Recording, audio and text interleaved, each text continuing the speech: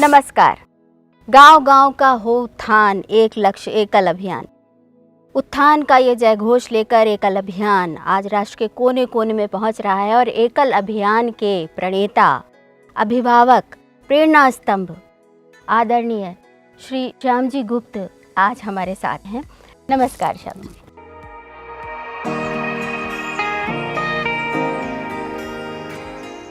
गांव के ही नौजवान लड़के लड़कियों को राम कथा कृष्ण कथा सिखाने का काम शुरू हुआ और परिणाम ये हुआ कि जिन लोगों को नगर के संभ्रांत परिवार के लोग घर में घुसने नहीं देते थे, हाथ का चूहा पानी नहीं पीते थे, वो व्यासपीठ पर बैठे हैं, उनको सब प्रणाम कर रहे हैं। उनके अंदर आत्मविश्वास और सम्मान का एक बहुत बड़ा दौर शुरू हुआ और उसी समय ये ध्यान में आया कि भगवान की भक्ति तो है इनके अंदर, लेकिन भगवान कैसे हैं ये नहीं देखा, कोई मंदिर नहीं है। तो रथ योजना का विचार आया। चलायमान रथ में एक मंदिर बनाया, उसमें एक पर्दा लगाकर प्रोजेक्टर से रामायण दिखाया। आप कल्पना नहीं कर सकते कि उस रामायण के चित्र को देखकर हमारा वनवासी कैसा पागल होता था। पहली बार देखा कि राम जी कितने अच्छे हैं। आपको मैं एक प्रसंग सुनाता हूं। हमने जब रथ योजना शुरू की तो पहली टेस्टिंग हमने इंदौर के पास झाबुआ क्षेत्र में की। झाबुआ के एक गांव में हमारा रथ गया। रात को लोगों ने रामायण देखी।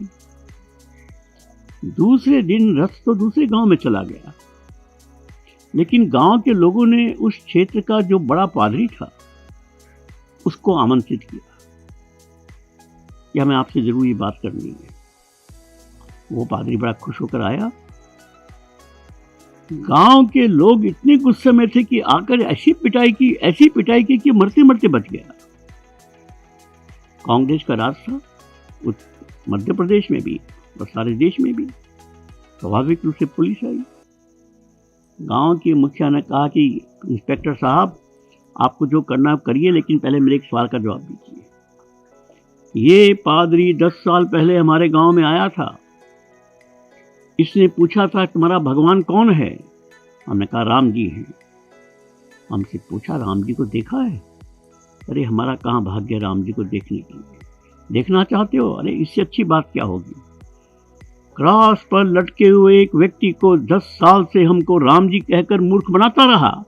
कल रात को मालूम पड़ा कि हमारे राम जी कितने सुंदर हैं। अब बताइए इसके साथ क्या व्यवहार किया गया।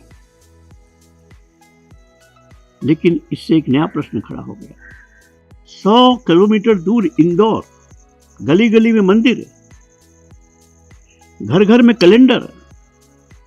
इंदौर के लोगों के मन में भी नहीं आया कि कैलेंडर तो कम से कम पूछाते कि राम जी कैसे हैं।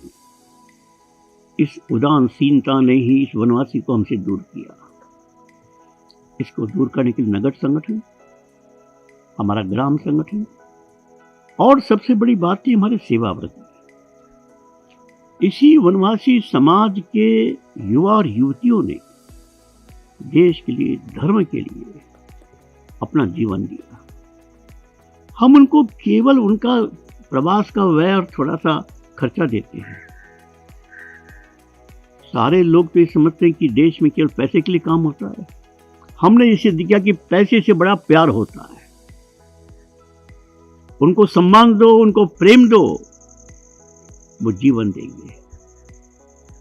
जैसे हमारे देश की आजादी के लिए लाखों लोगों ने कुर्बानियां दी, फांसी के फंदे पर चढ़े, जेल में गए और अंडमान निकोबार की भी नरक में रहे भारत मां के लिए। यदि देश की आज़ादी के लिए लोग अपना जीवन कुर्बान कर सकते हैं, ये है हमारे देश के गांव के गरीब लोगों की मनोवृत्ति। आप देखिए, आज़ादी के लिए जिन्होंने अपना त्याग किया, भगत सिंह, चंद्रशेखर आजाद, राम प्रसाद बिस्मिल, एक भी नगर का नहीं था, एक भी व्यापारी का बेटा नहीं था। सब गांव के गरीब लोग थे। गांधी जी के आह्वान पर जो लोग आए वो सब गांव के गरीब लोग थे। तब समझ में आया कि इस देश की रक्षा ये गांव का गरीब व्यक्ति ही करता है। भारत मां ग्रामवासी है, इसलिए गांव को जगाने के लिए और नगरवासी ग्रामवासी के बीच में जो भेद है उसको समाप्त करने के लिए, एक प्रेम सेतु निर्माण करने के लिए एकल अभियान का जन्म हुआ है।